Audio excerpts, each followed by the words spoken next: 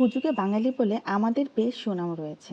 গিয়েছিলাম recently open হওয়া আড়ংয়ের new hype Dhanmondi আউটলেটে, যা ওয়ার্ল্ডের লার্জেস্ট ক্রাফট স্টোর নামে পরিচিতি লাভ করেছে।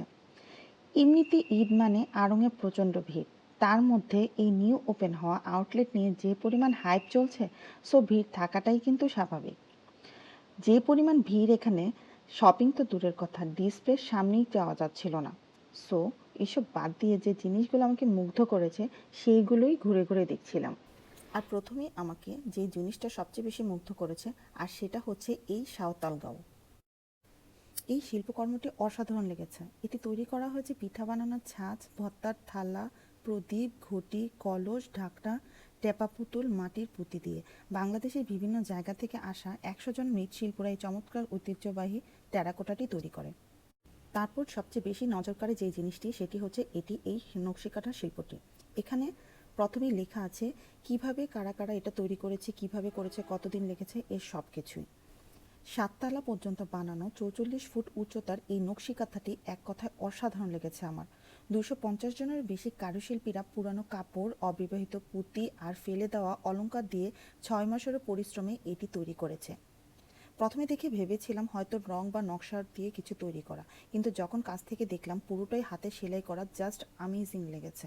এখানে প্রত্যেকের, যারা যারা কাজ করেছে তাদের প্রত্যেকের নামও সেলাই করা আছে।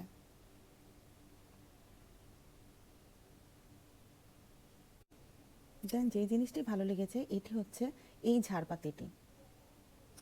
এটার নাম আলকামি। এটি হাতে নির্মিত একটা ঝাড়বাতি, যা 10 ফুট চওড়া আর 6 ফুট উঁচু। এটি 300 জনটির বেশি তামার পাতা আর কাচের বোতল দিয়ে বানানো হয়েছে। কামরাঙ্গীর চরের 12 জন কারিগর 60 দিনে তৈরি করে এই চমৎকার স্যান্ডেলটি। আর এই ফ্লোরটির নাম দেওয়া হয়েছে ফ্যান্টাসি ফ্লোর। বেসিক্যালি এটি বাচ্চাদের ফ্লোর, কিন্তু ভালো লেগেছে অনলি বাচ্চাদের অ্যাক্সেসরিজই না, প্রতিটি জিনিস বাচ্চাদের পছন্দ, যেমন হাতি, ট্রেন, ঘর, গাছপালা, পাখি ইত্যাদি শেপ দেওয়া হয়েছে এখানে। সাথে রাখা হয়েছে বাচ্চাদের ছোট্ট একটা খেলার জায়গাও, যেমন এই বুকশেলফটি শেপ দেওয়া হয়েছে একটা হাতি। বরাবরের মতো আড়ংয়ের কালেকশন তো অসাধারণ। যদিও ওদের শাড়ি আর জুয়েলারিটাই আমার বেশি পছন্দ, তবে শাড়িগুলোতে চোখ বারবারই যায়। এখনও যদিও ওদের জুয়েলারি সেকশনটা তেমন করে ওপেন হয়নি, যদিও 7 তলা পর্যন্ত পুরোটাই ভালোভাবে ঘুরে দেখার ইচ্ছা ছিল, কিন্তু যে পরিমাণ ভিড় ছিল তাই আর ঘুরে দেখার সাহস পাইনি। এই ভিড় আর হুড়োহুড়ি বাদ দিয়ে বলবো অসাধারণ একটি আউটলেট হয়েছে আড়ংয়ের। ঈদের পর হাইপ কমলে আপনিও ঘুরে আসতে পারেন এখান থেকে। ধন্যবাদ।